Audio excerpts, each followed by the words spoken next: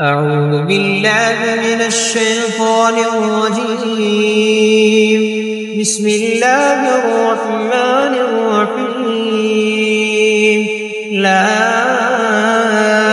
أقسم بهذا البلد وأنت حل بهذا البلد ووالد وما ولد لقد خلقنا الإنسان في كبد أيحسب أن لن يقدر عليه أحد يقول أهلكت مالا لبدا أيحسب أن لم يره أحد ألم نجعل له عينين ولسانا وشفتين وهديناه النجدين فلاقتحم العقبة وما أدراك ما العقبة فك رقبة أو إطعام